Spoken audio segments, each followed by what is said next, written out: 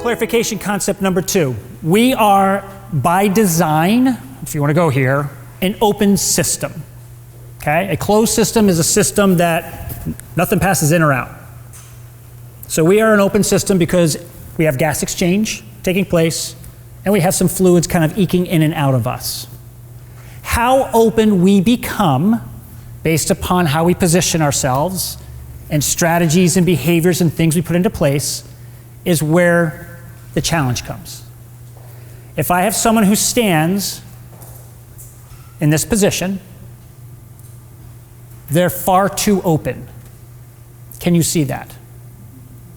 Okay?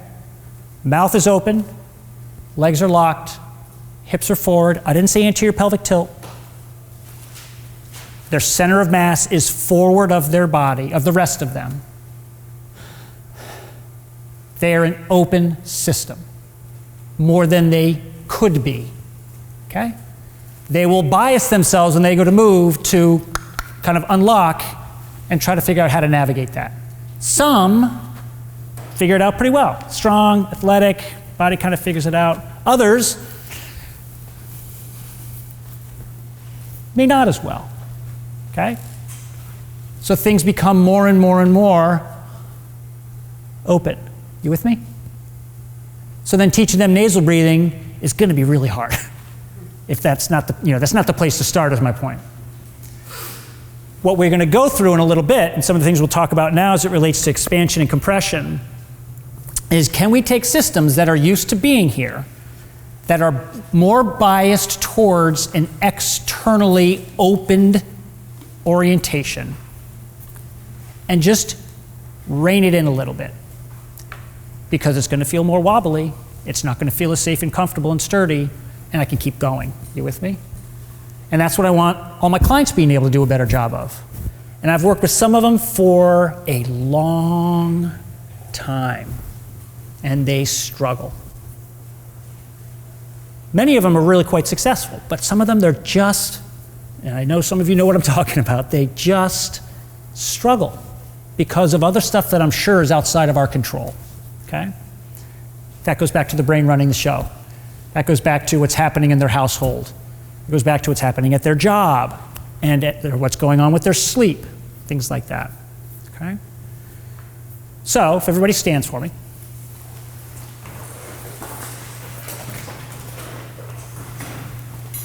Okay. Don't manipulate yourself. That didn't come out right. Don't change anything. Okay? Just march in place a couple times. And then do me a favor and just stand and don't think. Just stand for me, please, okay? And I'm just going to ask a couple of questions. So number 1, and you can nod or not nod, it doesn't matter to me. Are your legs locked? Is your default to have your knees feel like they're locked? Number 2, do you have a sensation, not discomfort, but a sensation of just pressure back here or pressure in your shoulders? Not discomfort, just a sense of it.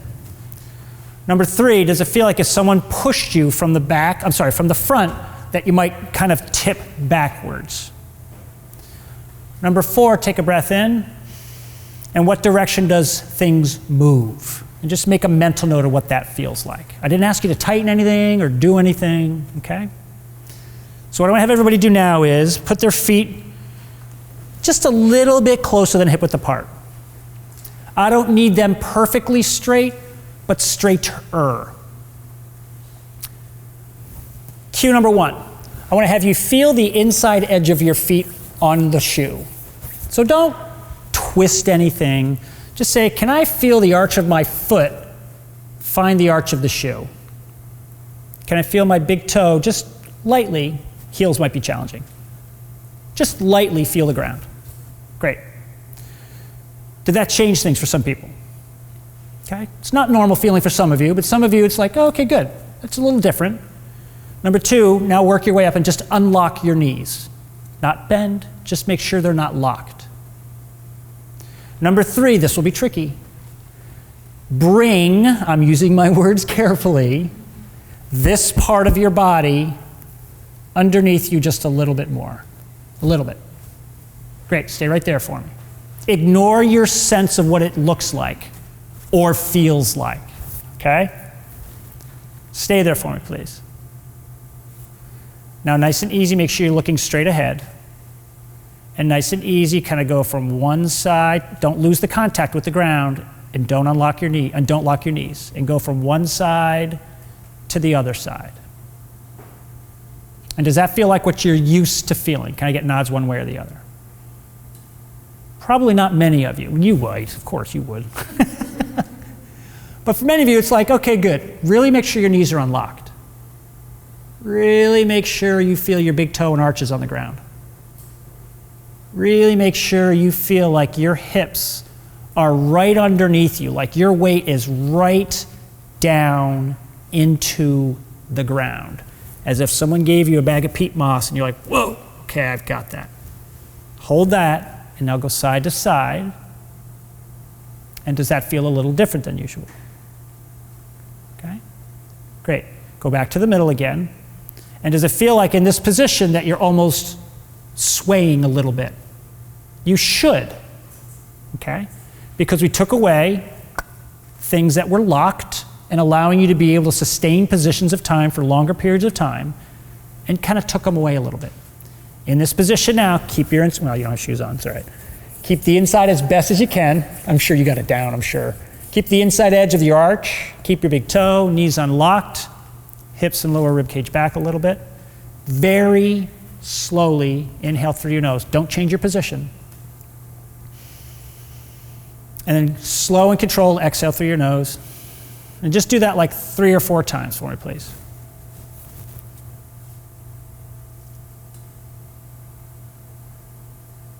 Make sure your knees are unlocked. Make sure you feel the arches of your shoes. Make sure you feel the pad of your big toe. If you need to kind of shimmy and shake and adjust, you probably should, because things are moving. And does it feel as you're breathing now that you're becoming more and more grounded in this position? Can I get nods one way or the other? Okay. So all we did was, I didn't say tighten a single thing, right?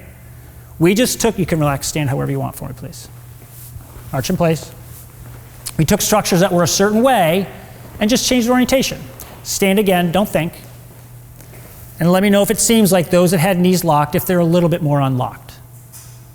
Those that felt like were on the outsides of your feet, maybe you're a little bit more on the whole sole of your foot. Very slowly take a breath in. And does that feel different than it did before when you were standing in the position of your bias? Okay? So it's just changing the way things are arranged. Again, positioning is the words that I used. I'm taking body that likes, for many people, in some variation, to be a little bit more forward. Not everybody, but many people. A little bit tighter, asking other muscles to do work, asking locked joints to hold position, and kind of taking that away. Did it feel kind of lazy?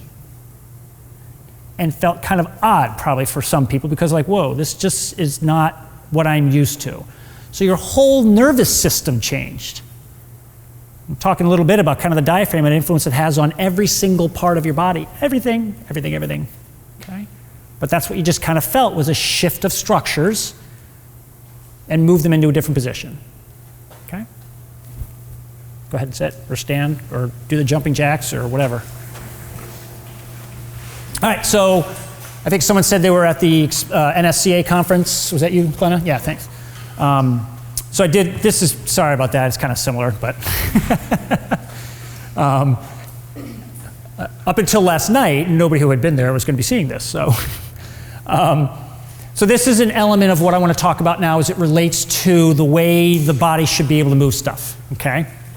So we're going to talk a little bit about this, then we're going to get up and do some stuff on the floor, then we'll do a little lunch, I'll chat for a little bit after lunch, and then there'll be a lot of floor stuff in the afternoon, okay? So why expansion and compression? So what do I mean by that? So the way that we move is heavily influenced by the way that things move inside us, as I alluded to. So this is demonstrating compression, expansion. Compression, expansion. So I'm going from a compressed state to an expanded state. I'm taking structures and moving them one way, moving them the other way. I'm dropping them down, I'm bringing them up. I'm swinging them. I'm driving them. Some structures are gaining control and compression, while other things are opening up. I don't want to have any of them get too much in any other direction than they need to. That's my goal with everybody. Meaning, I don't want to see a split squat that's too open. I'm using open and closed, expanded, okay? Does that make sense? I don't want to see a squat that's too open. Forget hinging just for now. I want to create a structure that can take these things and create a balance of things can compress and expand kind of at the same time. We can call it neutral. That's fine. Okay? Remembering inside that there's dynamics of how things want to happen when this takes place. There'll be biases of how the body is going to manipulate itself to make that happen, which we'll go through a little bit more this afternoon. But this is showing it from a standpoint of, as I mentioned, weaving, and how the body should be able to move and open and close and rotate and flow over the ground. That's really what we're about. I call it flow state. That's my goal with everybody. To be able to create that flow state, but then also be able to create stacked performance on top of it. Can I then take it and then put it to that next level with intensity? And then can I stick a stick in that hand and have it go towards the goal for lacrosse, whatever it is, and then be able to do it in and out. That's from a performance perspective. So another book I'll plug, Pat Davidson's book, A Coach's Guide to Optimizing Movement. Great book. Pat's a very smart individual. He's a great guy. I don't know if this is exactly it. I asked him, but it's something like this from his book. Life is derived from movement. The human body is in a constant state of transition and moves along concentration gradients which are asymmetrical. That sounds wordy and heavy. My apologies. But it's very, very true and very valuable. Everything is always moving. I want to be perfectly clear.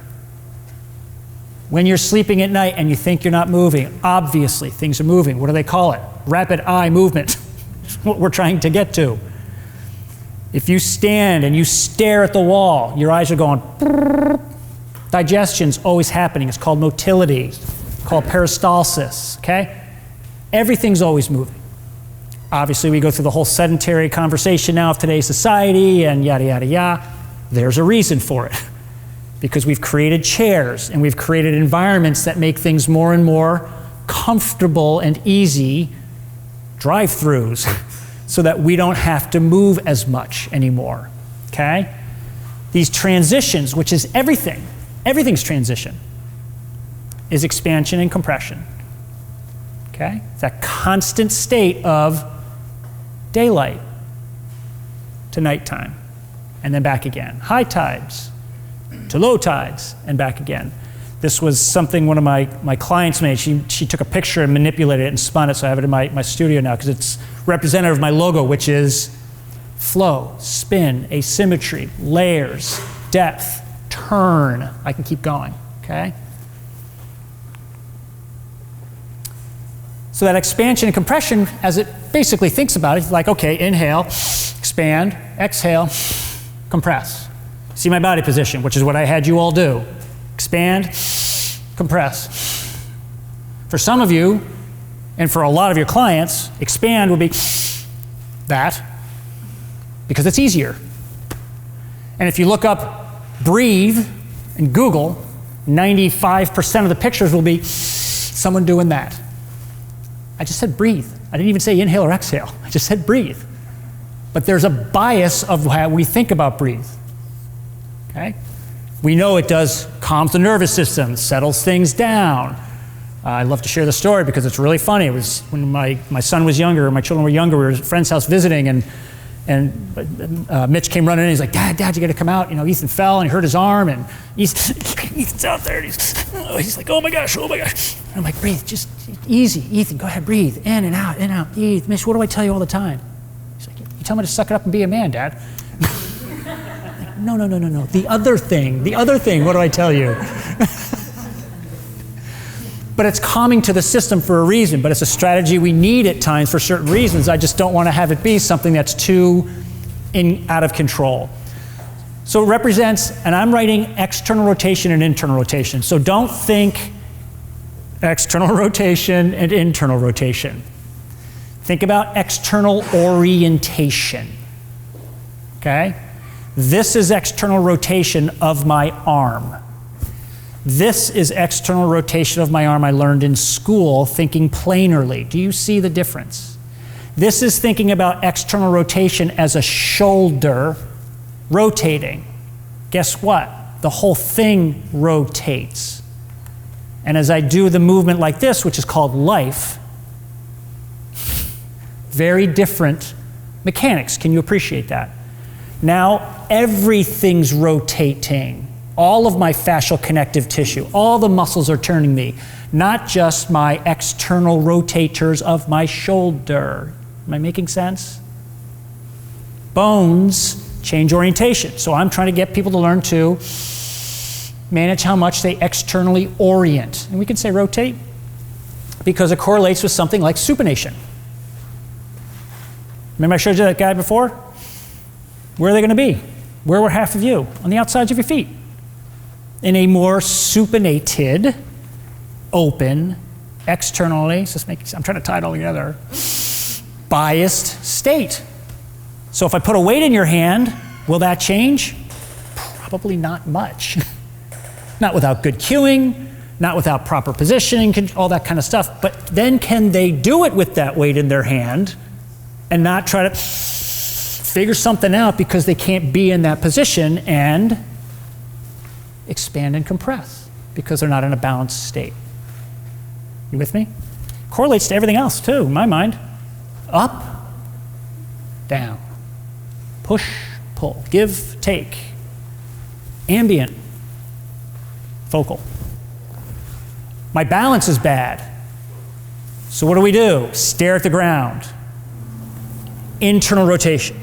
I'm trying to pronate my body to gain stability. That's what they're doing. Accelerate, decelerate, happy, sad, high five, down low, hands up, get in the car. Side joke. Let me get that. Let me get that. You got that. Thank you. Expansion's movement. If he was pushed from the side, from this defender, can he move much that way? No. He's pretty compressed on that side. Is that correct? If he were pushed from that side, could he move this way? Sure. He's got more expansion there. I'm just trying to make it really simplify the concept, all right? So let's say I've got someone whose body likes being here. Can you see the imbalance? That's a lot of my clients. It's a lot of your clients. Let's say I have somebody who's like this. That's a lot of people. Can you see the compression? And can you see the expansion change? And then the upper traps that kick in to compensate. End. Compression is about force production, internal rotation, pronation, ground control, drive in, push through. Can I turn, rotate, and then move in the other direction? Okay? Compression, someone said to me the other day, they're like, yeah, it sounds like a bad word. I'm like, I get that, that makes sense. But it's not. It's just the nature of things, okay? Performance is the ability to be able to move into, out of, and through these elements optimally, to compress then explode. I'm doing it at a really high level with this picture, obviously, okay? But think about that person that was walking before. That's performance. He's got to get across the street. He's got to go down, do his shopping, do his stuff. And he did not have a balance of being able to do it without some degree of compensation. His body couldn't get into the ground as well. What was the cue I gave each of you? It's not what everybody needed, but just because it was a group. Just find your insides of your feet. Just feel the arch of your shoe. Just feel your big toe on the ground. That will create access to an inner line. I didn't say tuck a pelvis. I didn't talk about anterior pelvic tilt. I just said, can we get things to pull things in a little bit, get things to bring it underneath you a little more, so that you're in a more balanced position to allow this to happen. And then you shook and stood around, and you stood like, oh yeah, holy cow, that feels a little different. Some people, our clients, are real successful with taking some of these concepts, carrying it with them, putting it into place. They're great, they're doing stuff on their own. Other ones, they just struggle with it for a lot of reasons. So, go ahead. No, oh, you? No, me in particular. So if you want to look at it from a standpoint of like potential and kinetic, you know what I mean? Like, I've got the potential to do something here. I can keep going this way, I can keep going this way. The orthopedic surgeon that's here sees the ones that go this way because they've turned their ankle now, because they didn't have the ability to be able to change that direction. Okay?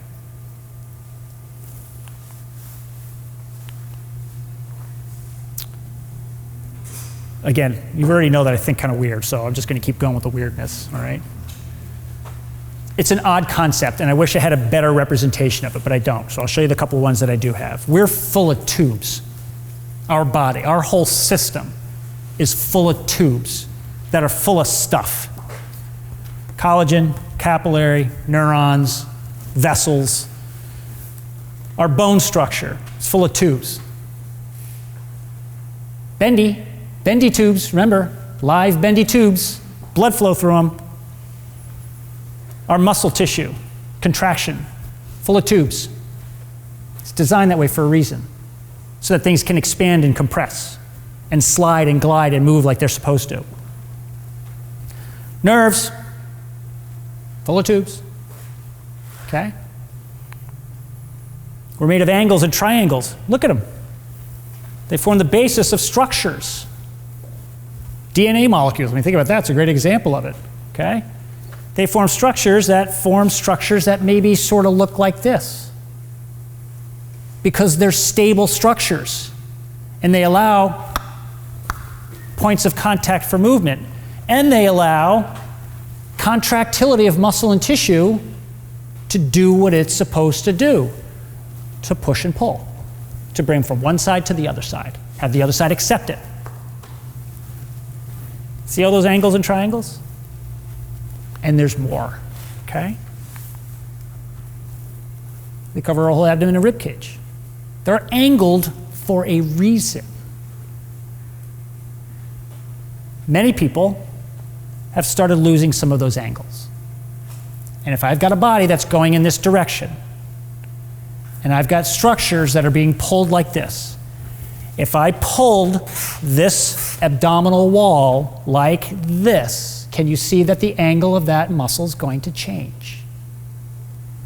If I've got quad muscles that are being used like this, can you see that the angle of those fibers, of the vastus lateralis, all that stuff, it's going to change because of the position it's in all the time.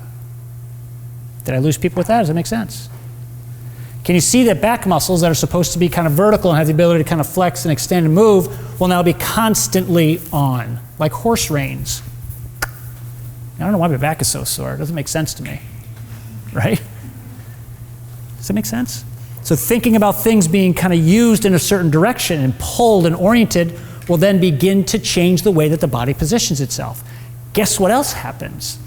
Now bones are starting to rotate more through the length of the structure than at the joints where it's supposed to happen. Someone asked me a question at break. They talked about rotation. They're like, what do you mean by that? And I was like, we'll clarify that.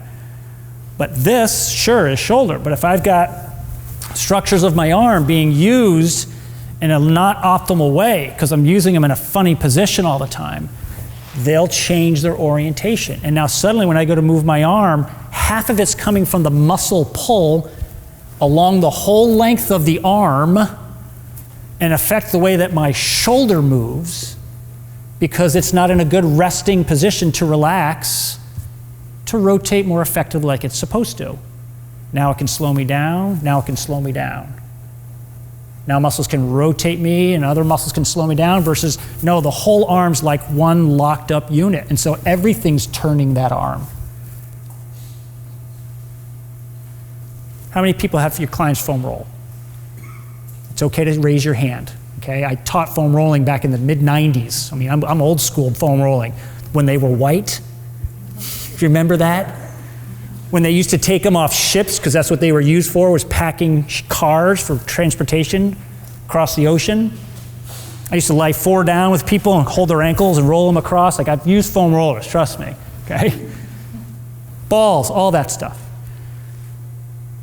Does the IT band ever feel better when you roll it? Does it ever really help? Okay, so I'm going to use that as an example. I'm not saying it's wrong to do it, I'm just going to use that as an example. The vastus lateralis is right underneath that. Can you appreciate that? Okay. So if you're smashing a muscle, so let's just say that vastus lateralis orientation has changed. So the fibers that are like this, I'm choosing one side. Okay, I could use, you know where I would go. I'm choosing one side. Let's say those fibers are like this. If I'm using them in a less than ideal way, can you see that they're going to use this way? And so now they're like, yep, that's how I'm going to extend your leg. And in fact, I'm going to pull the whole femur forward when I do it, when you go to extend that leg. It's never off. So then you foam roll it and smush it, but the fibers and the structures are like, I am so taut and tucked in that it just hurts. And you get blood flow and it may loosen up a little bit, but it hurts because it's the resting position of a structure that has now changed its position and now is creating more compression on the structure underneath it, the bone, let's just say, and the layers underneath it. Did I lose anybody with that? Does that kind of make sense? So keep foam rolling, I'm not against it, but we'll talk a little bit later on this afternoon about maybe other ways you might want to think about angling and going about how you coach some of the foam rolling to be a little bit more successful. I'm just using one example of that. Same thing happens all over the body. Questions on that? Okay. What the hell is this? What's this guy all about, for Pete's sake? What are we doing? Chinese finger traps. Okay. Look familiar at all? Okay. So again, some of these things, I always have a hard time figuring out when you get in the industry for a long time. It's hard to always kind of say, you know what, so and so brought this to my attention, or this was my idea. I don't remember. It doesn't matter to me. So, might have been Bill Hartman, but anyway, these concepts hold true with the body. Can you see the correlation? So angles of muscles will change based upon the stresses that are placed upon them. That's, let's just say, the quad muscles that are taut and overactive. And stretching feels good, but doesn't loosen it up much. Foam rolling, I'm just using the quad as an example, may loosen it up a little bit and free it up and get it warmed up for exercise. Keep doing it, it's great. But did we change the resting state of the muscle so that it can function differently? That's all the other stuff we talked about earlier. So, when it's got a little give, I can get my fingers out. If it's got no give, it's held the femur hostage. Can you see that now? That's how I would have you think about it. So what is the core? I'll just say that I do use the word with my clients because it's something they can relate to. But I just caution you from a picturing in your head perspective of what it really is. People want core exercises. I get that. People want strong abs. I get that. Some people, it's the worst thing you can have them do because they're so on already in their abs that that's them. And they'll have the sensation that it's always weak. A great example of a woman came in the other day and she talked about the weakness she felt in her core and all that stuff, and I clarified it. I'm like, lie on your back. Awesome. Cross your arms across the chest. Awesome. Lift your shoulders up. Great. I'm like, don't let me move you. And I just tried to push her hard, and she did not move at all. Okay? Pushed on one shoulder, poked her abs. I'm like, do you see how strong you are? She's like, yeah, but why does it feel like my core is weak? It's because of position. It's not because of how strong it is. It's what I demonstrated to you. Can you appreciate that if we take this structure, which the core is really our guts. If you think about what core of something is, it's the insides, but yet we're calling it the abs, right? It's taken the insides, which we demonstrated in standing before, which are just more forwardly positioned for many of you, and put them into a place where they can be there more regularly. And then I had you breathe, because that's not how you're used to breathing, which is why it felt different for many of you to breathe in that position. So the core of muscles, do the transverse abdominis matter to me in the multifidi? Of course they do, absolutely. Does the top and the bottom matter? Absolutely. But I want to have you picture in your head, it's about managing that. Managing gut movement. Remember earlier this morning? That's directional. Remember earlier this morning? That wants to do things certain ways. Can we create ways to bring that into a little better containment via maximizing intra-abdominal pressure and intrathoracic pressure to get a system to be here and be like that guy that's lifting that really heavy barbell, because he can navigate his insides just as well as he can manage his outside muscle tissue. Okay? And those of you that have done powerlifting, those of you that work with powerlifters, know exactly what I'm talking about. It takes a skill more than just good hinging capabilities, which we will go through. Hinging does matter, just to be clear. Does that make sense? I was fortunate I went down 2 years ago to work with a professional golfer, ended up being #1 in Florida. Chronic back issues, and he's been to a bunch of different people, and he said, "You're the first person that talks about my insides more than my outsides." For that reason, because he had poor management of his ability to be able to do stuff. And so his back was constantly under strain.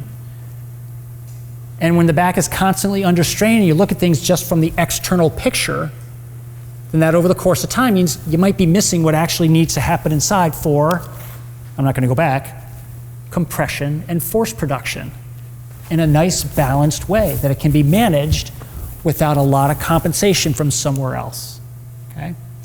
And sounds like a name dropped, and I shared that with you just to kind of say he wanted to get to #1, but he couldn't because of his back issue for many years. I just felt glad to be able to give him some other strategies to help him be able to manage that. Gut control. Intra-abdominal pressure is about taking those things and rearranging them, containing them, so then we can move them with control, with stability, with a little bit of wobble at times.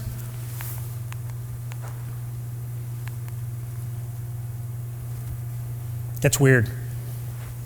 What, weirder than usual? You know this, right? You know this, Greg. Okay, so that's how they lift cars most of the time. Fluid, okay? So they have this massive container with a small pump on one side and a big plunger on the other side, and they push on the incompressible fluid to push up. Can you appreciate hydraulics? Does that make sense?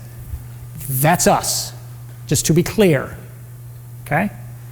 So they're able to lift that thing via that thing. So this person, can you see okay? Deadlifting, he's got a solid hinge, he's got good foot placement, he's got a good setup, good head. I mean, we can go through all the checklists of stuff we want to look at mechanically. He's nailed it. But he's really, the ground is the car, and the weight is the plunger on the other side. Can you appreciate that?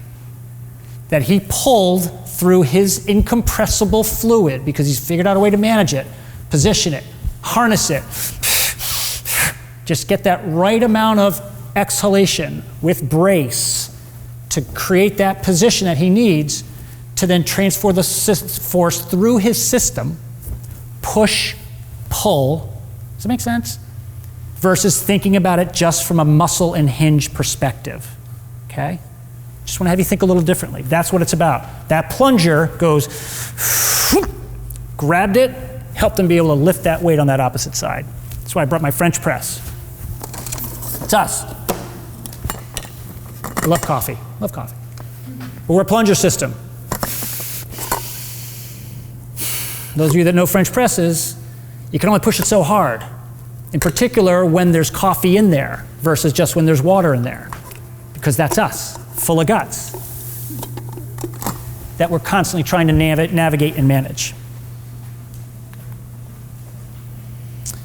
Container control and maintain that shape. Okay, so all these layers of muscles you see, abs, all that stuff, people love how these look.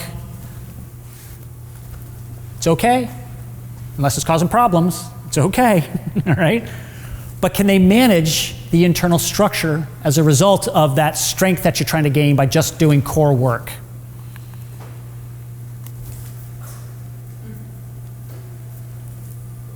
So, two different structures. Can you see that? Okay. Two different structures positioning themselves differently. One has a more forward position of that midsection, center of mass. That stuff is over here, okay? Someone else, very different shape. Can you see there's more, I'll use the word compression, on this structure, globally, than there is on this structure? Can you appreciate that there's more shortness and, let's say, compression through here? With me? Can you see that there's more expansion through there? Can you see that there's more compression through there versus having a chest that comes out a little bit? Can you appreciate the loss of some of the curves on the back on this person? It's all kind of pushed forward. So just doing these just as examples of saying, looking at bodies is not like, oh yeah, I got a guy and a girl client. What do I see? What looks like might be having areas that need to have a little bit more capability of opening up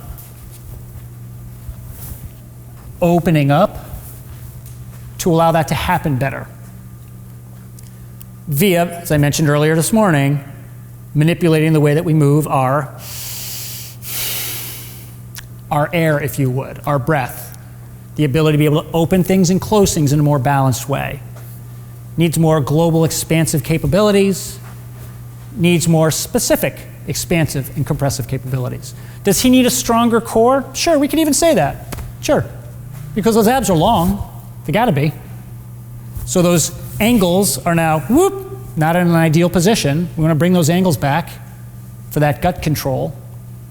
So again, I'm just using these as examples to just kind of, because you're all gonna be looking at each other in a minute here, ways to look at the body just a little bit differently, okay?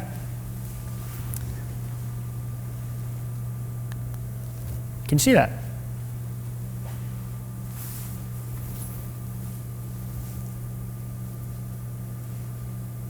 Did I lose people?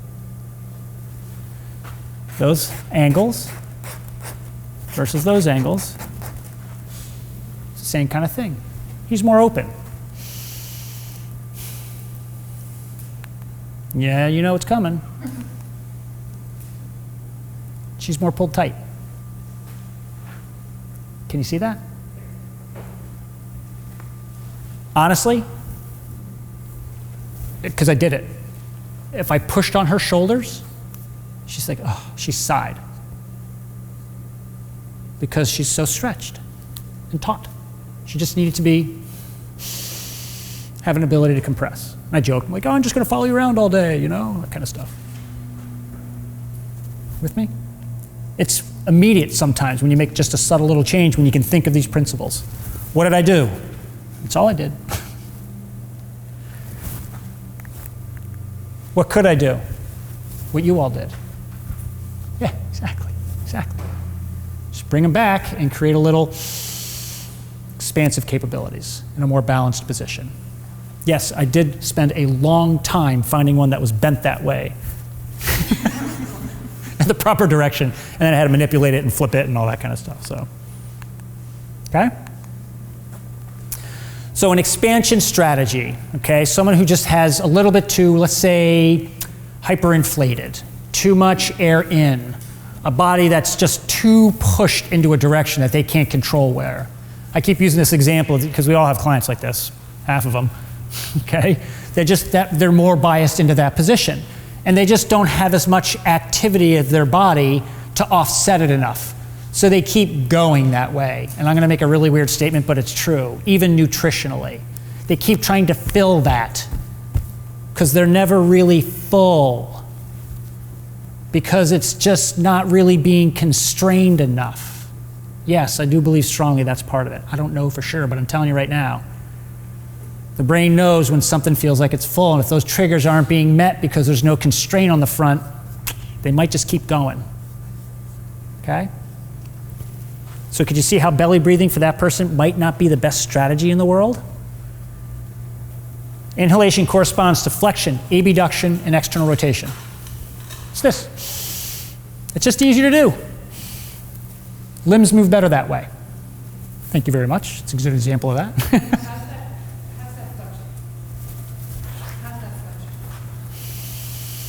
Flexion of limbs, moving forward towards a position, correct. while the body goes towards extension. Thank you, you're awesome. I tried to make it really simple, but thank you for calling me out. You're awesome. Exhalation corresponds appendicularly. Appendicularly. Okay. Extension, adduction, IR.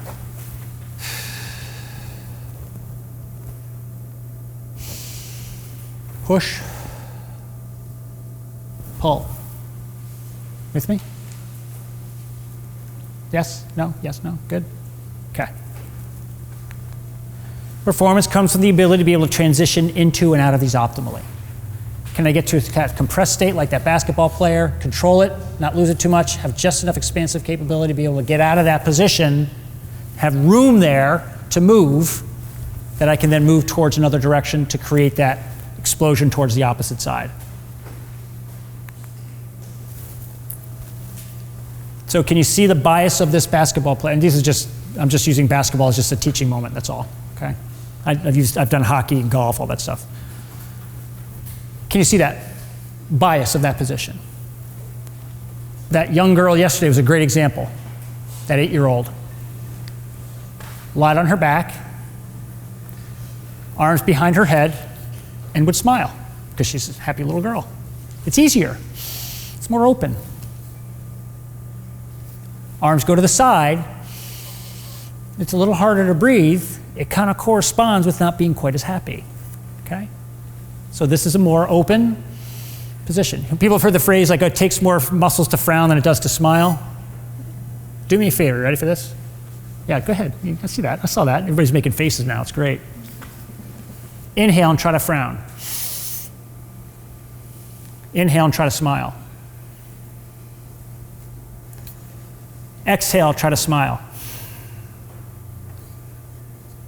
Exhale, try to frown. Can you see they kind of go together? So it's not about muscles, folks. It's about what else is happening internally, okay? So, exhalation, compression, force production.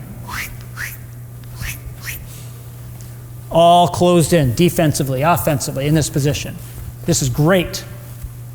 Assuming they can get out of that and then be able to go in the other direction safely as well. Okay? Again, these are just exaggerated representations is all I'm trying to do. It doesn't mean like it's about we're going to be playing basketball, okay? But I want people to be able to move into these and feel like they're able to do it successfully with less compensations or without causing pain. And I put this up here because I think she does a great job of representing kind of someone who's in the middle of all of them with all 6 of those pictures. You see that? She's kind of IR'd with all the stuff she's doing. The other ones with biases, they're not wrong. I want people floating around this all the time. Okay? That's what you did in standing. You floated around here. In my mind, I want everybody to be able to do it so that they can do this, properly pronate and compress one side, while the other side's expanding and going the other direction. And they can also do this. Properly swing, properly sprint, properly start and take off, properly snatch, whatever. Okay? Will people be perfect at doing it all the time? Collectively, everybody? No! The heavier the weight, the more better I want them to be at doing it more consistently. Of course. But then again, same type of thing. But that's not how you go to bed at night. Then can we get you to go to bed to recover, to be able to allow restoring good restorative sleep so that your body's not in this jacked up state because that's how you were all day long. In an environment with loud music, let's just say. And then you got in your car and you went home or you went to your job, that's a stressful, you know what I mean? On and on and on and on and on with that constant feeding the beast, if you would, of that jacked up state. I'm not saying don't play loud music.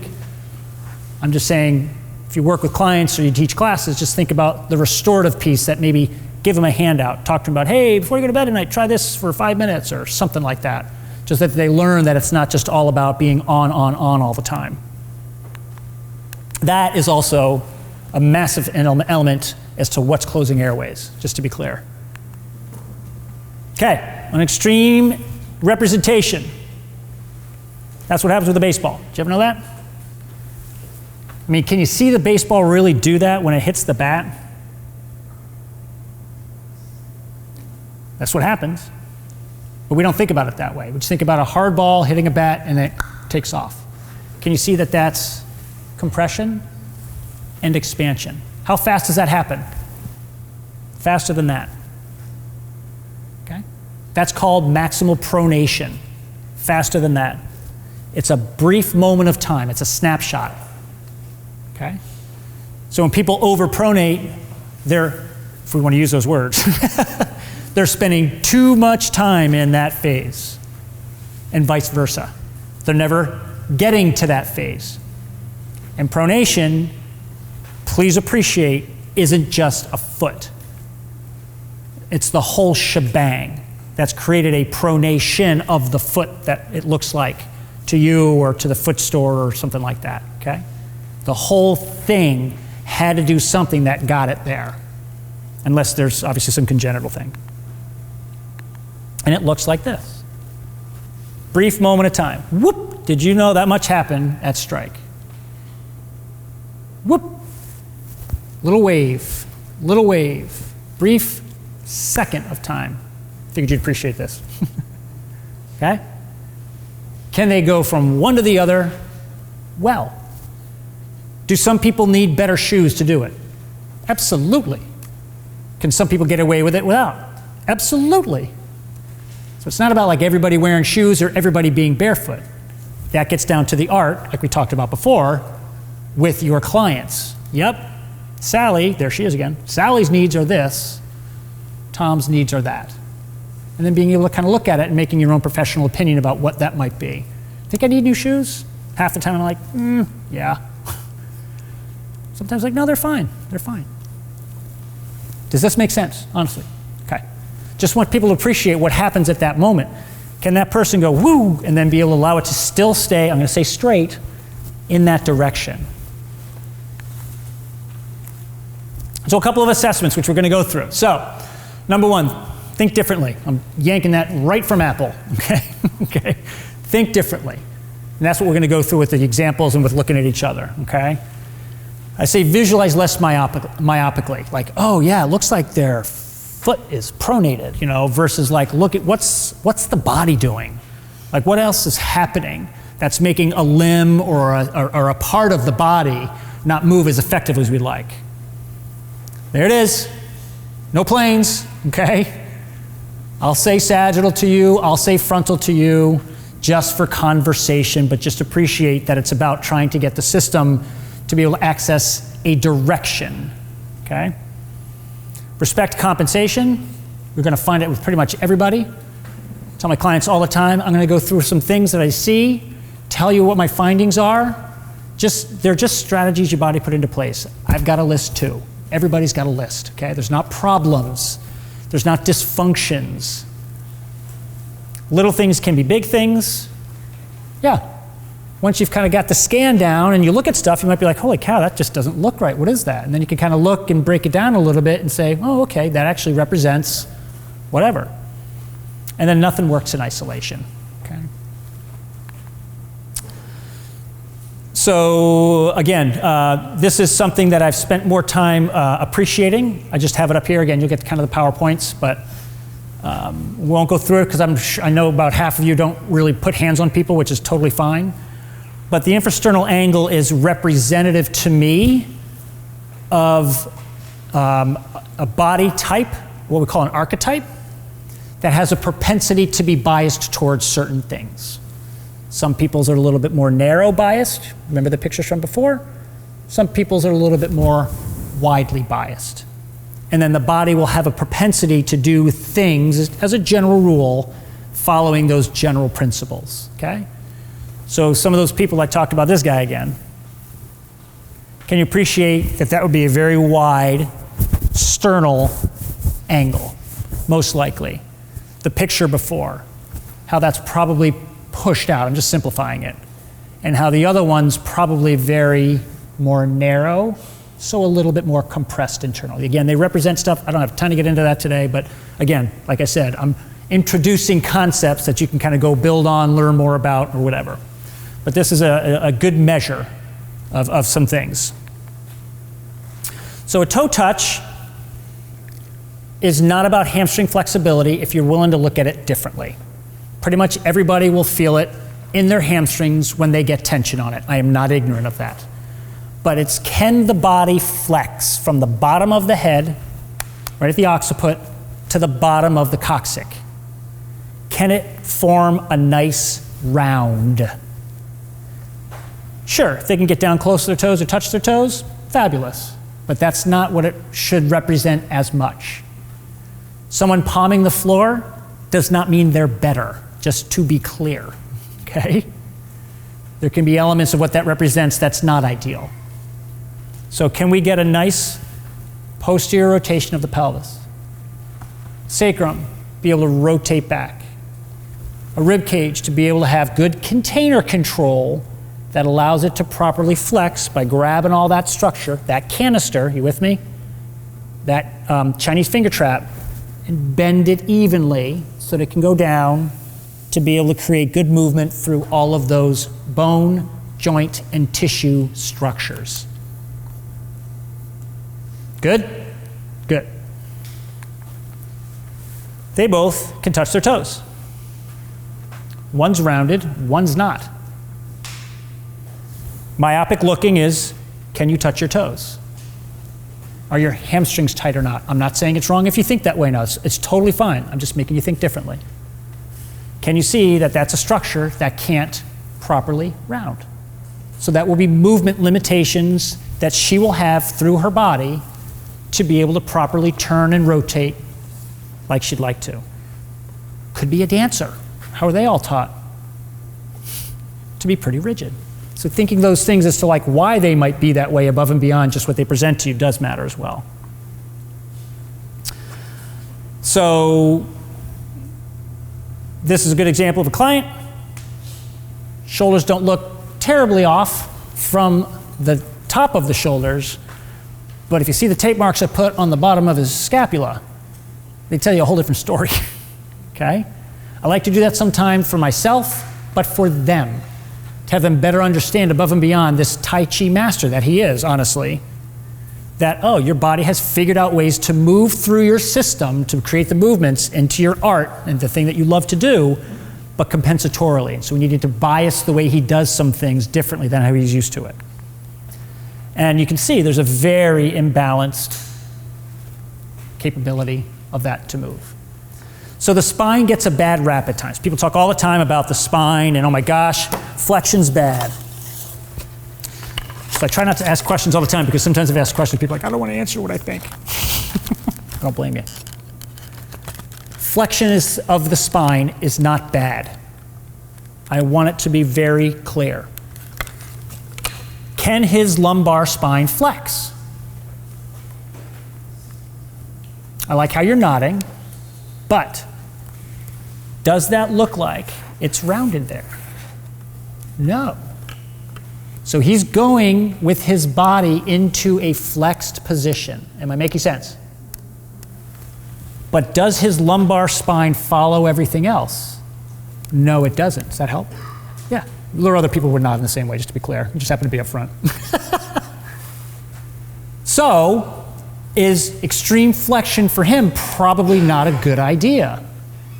Well, yeah, he can't get there properly. So when he stands, can you appreciate that that shirt is probably like this? Okay? So would that potentially give you an idea, much like that other person before who showed this forward position, and let's use the word lordosis, that's fine, okay? That it can't physically get there. I've got a ton of x-rays of people that have had x-rays done from the practice that they went to. I don't know why I'm holding this up, I just feel a little more comfortable and safe with my pelvis in hand, but that, you know, they show the side view and standing, and then they bend over, and this thing is still like this. Even, it's him. It can't physically go. So should we keep him in a position where he's going to be safer, a little more upright, not going as deep, teaching him to learn to be able to get down into that position and then create some expansion in that direction? And you heard how I did it.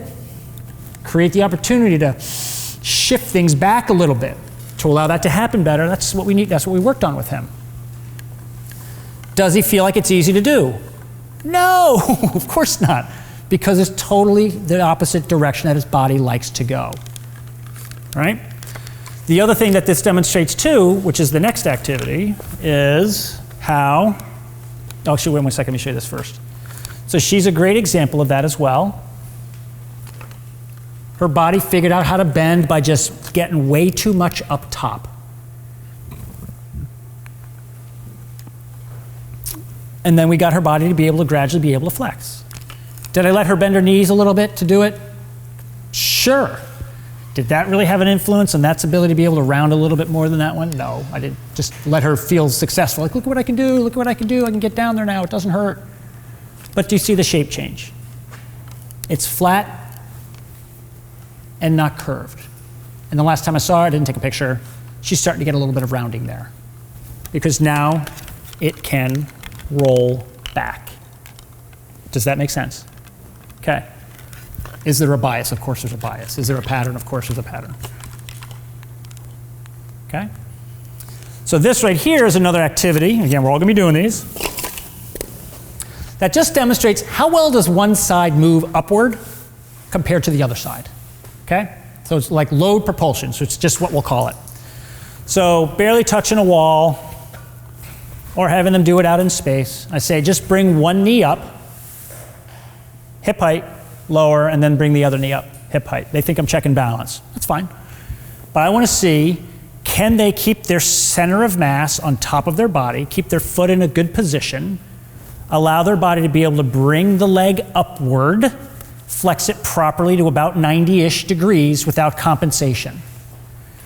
Let me show you compensation.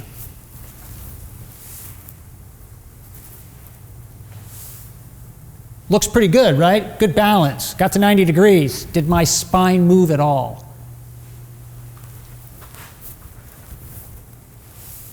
No. It should look like this. Do you see the difference? That's what should happen. We good? Okay. When this bends, it starts in this orientation. When it gets to about here, this ilium should start to rotate. Okay? It's starting to go towards internal orientation. I'm exaggerating. Can you see that? It's starting to go inward a little bit. You with me? This should be able to rotate back a little bit. It's supposed to. Get to about 90 degrees, whoop, that bottoms out. Now the sacrum should counter-nutate. That should go back pretty cleanly and easily, like that. And then the lumbar spine, past about 100 degrees, should go towards ipsilateral rotation, towards the same side. All those need to happen for a hip to flex fully. I just want to see in standing, can they at least bang out the first 2 or 3 of them? Did I lose anybody? We good? Okay. And if I got someone who is stuck, like that other gentleman, they'll look like this. Because that doesn't roll, that doesn't bend, rotate back like it's supposed to. And they'll compensate. And they might look really good doing it, but if you're myopic and look at their balance and not what's happened to the system, does it flow? Like it's supposed to. And I didn't move my hands, okay? Same idea. And then what compensations do they potentially put into place to allow it to happen? So I tell people creases tell a story. So shirts can, I told you fabric's a big deal. That woman who walks, right? I'm not kidding, it's a big deal. You know, I would want to see, does it get loose? Do I see a lot of creases in an area of the back? That's lack of movement. It should be loose. And if they've figured out a strategy, this really high-level tennis player, this is what they'll do. Watch that. It's not going to come out good. It's a little bright. First of all, I have it on loop. You see this stays forward the whole time. He doesn't roll back. And his shorts are wedged into his butt because he's so clenched that that's his strategy. Because he's so forward Something's got to prevent him from falling over. Whoop. Something's got to hang on, and that's a strategy when he does stuff. I know it doesn't come out as clear, sorry about that, but his shorts are in his butt. Okay. Not to be graphic, but he's a great example of somebody who you work with who says, man, I never get my glutes to work. You're not going to do it with clam walk. Not going to happen. Because he can't get his pelvis to a position that allows you to access all the glute muscles like they're supposed to. His lower fibers are totally on. His glute extensors are totally on, holding the femur from like, dude, don't go anymore. But the ones that we feel, he can't get to. What's his complaint? What brought him to you? Low back pain. Thank you for asking.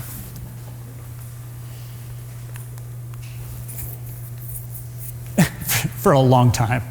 I've been telling him for years. He's got to come see you. So it's another good example. So this is looking at it from the side. Again, someone who's, you can see in this more forward position, you can see the shirt lines, very lat dominant. So his whole rib cage is holding. He's a strong kid.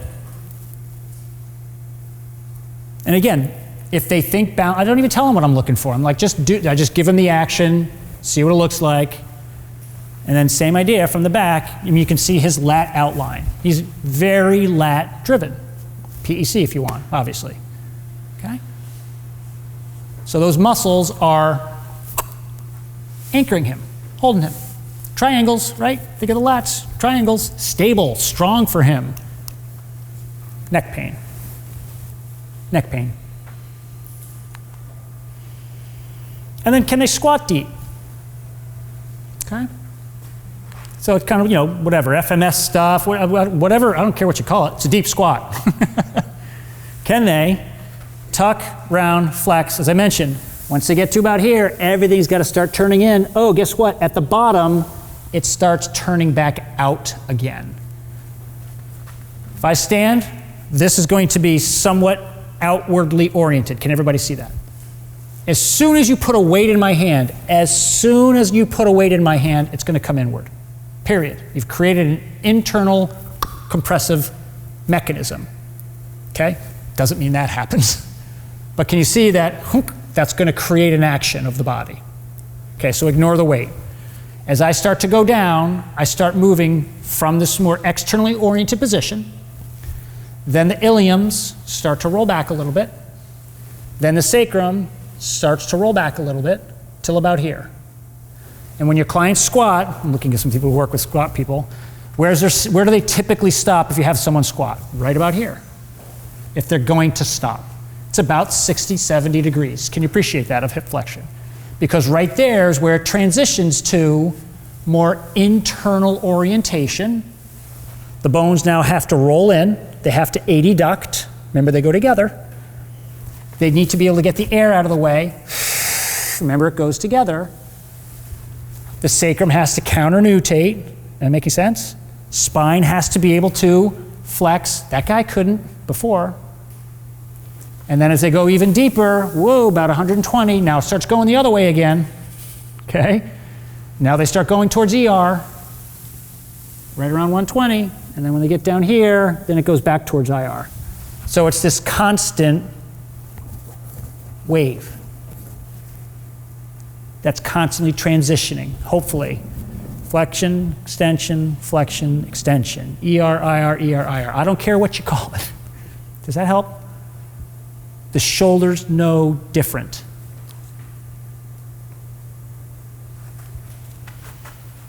ER biased, moving towards IR, right around here. I start IRing more. Don't think shoulder. Now the scapula's got to move. Now, my posterior ribs have to move. Now, those vertebrae have to rotate towards the same side. It's the same thing. So if you think shoulder limitations as a shoulder limitation, in particular right around here, it's not really what it is unless they have true adhesive capsulitis. Thank you very much. Can you picture that? Same thing. This is that, of sorts. When we inhale, well, we'll go through this in a little bit later on. When we inhale, things have to, ER and IR in a balanced state. If I'm here, they're not in a balanced state. Does all that make sense? You can say, no, it's fine. But that's what this represents. Can they hit all those phases and get down there and feel like, oh yeah, no, I'm okay being down here. I don't feel like it's a struggle to be down here. And you know as well as I do, half your clients are going to get down there or more. That's okay. It's all right. Say, okay, where can you and can't you get safely? And then you can start to work on trying to help with their programming that way based upon where they currently are, and then introduce strategies to help gain access towards those positions. And that's some of the stuff we'll do later on this afternoon. Here's a good example of compensation of someone. She exercises a lot. So her compensation comes from a spin through her lower legs. I almost said feet, that would have been wrong. You can see she's very forward. So to let her be able to get down deep, she has to reach way out because she doesn't have that whole posterior rotation, space back behind to move into, so she can properly flex to get down there like she should, because she's too straight and forward. And so she will twist all the way down. So that VL, that medial knee, those peroneals, that posterior tibialis, the lateral foot structures are on. It's like a all the way down. So if I see, for example, people sometimes, which is what I found just recently, it's fascinating to me, is that I'll see structures of joints that seem unstable to me or actually really loose and lax. And when we get the structure to change their position, they change. My son's been dealing with an injury in his knee. He had surgery, and he has a partially torn ACL, so he can get a little loose. And he had a recent flare-up, and we did some stuff on it. And I mean, his testing went from a very loosey-goosey feel to a much more stable feel. Is that fair to say, Mitch? Yes. Sorry about that. I call you out, buddy. This is my son, Mitch. Mitch is an athletic trainer. Sees people out of Back Cove Personal Fitness. Honored to have him kind of in the industry. But he's a good example of someone who I would have thought, oh man, did more damage to your ACL, but when we got things to a better position and restructured things and got things, and suddenly his testing's very different. I think I sent you a video of someone with laxity of an ankle, same thing. I don't want to sound like I'm so woo, but I'm just figuring this stuff out now. Like, holy crap, what I thought was laxity sometimes isn't. It's structures that then are not in a position, I'm exaggerating it, to be stable anymore. So you test it and it looks loose, looking at it myopically, but it's like, oh wait, maybe everything's been stretched out, i.e. that woman whose shirt was on crooked. Is that okay? So we want to tighten things up. That's the connective tissue stuff we were talking about. Can we get that to reorient that connective tissue to a place to allow it to be more successful when they do stuff without these compensatory twists? Did I tell her not to exercise even though that was kind of like making me wince a little bit? No, of course I didn't. Did I just adjust some of her programming a little bit so she'd be a little bit safer and not continue to kind of beat her knees up as much, which is what, of course I did. Yeah, absolutely. So kind of meet them where they're at, you know? So again, you know, these, good example, feet way out, just a lot of compensation, back, that back is really extending. And then this is someone who's just a good example of someone who's just taught to back squat with chest up, look forward on a very flat structure, and unfortunately he's stacking weight on top of it. And that's a problem. He shouldn't be back squatting. Would I want him Zercher squatting or front squatting? Sure, you betcha. Let's get him there, right? Find the range that he can do safely and comfortably. So if you look sometimes, you're kind of like, you don't like the look of it. Sounds a little funny. Smells off. Change it. You know what I mean? Just figure out a way to kind of adjust to be able to do something for it. So postural positioning, which we talked about, options from ideal container control, allowing for balanced pressure management, which results in internal and external movement variability for skill and performance acquisition. I know it's a mouthful, same type of thing, but that's really what it's about. And I put this back up here just because if you see people paddleboard, anybody paddleboard? Okay. You know, there's a lot of verticality that people do. There's a lot of this. That's awesome, that's great. But can you see the difference in how my body is manipulating a very unstable surface and environment compared to a body that's going to create more internal rotation? I'm pulsing into the ground. Sorry, board. I'm push-pull my body into the board, not pulling myself forward along the water. Do you see the difference? It's the same thing. It's just a different surface. So in doing things, for example, on reformers and Pilates work, or doing stuff with your clients on the ground or unstable surfaces, I'm not saying don't use Bosu balls, but appreciate a round surface like that, you're losing a portion of what their foot and their structure probably would benefit from by allowing it to not be in a surface that's going to ideally capture what it is you're looking for. For example, it's just one of many things. I'm not saying it's wrong, I'm just saying just think of these things and kind of keep that in mind. I think that that'll allow you to be able to think of things a little differently.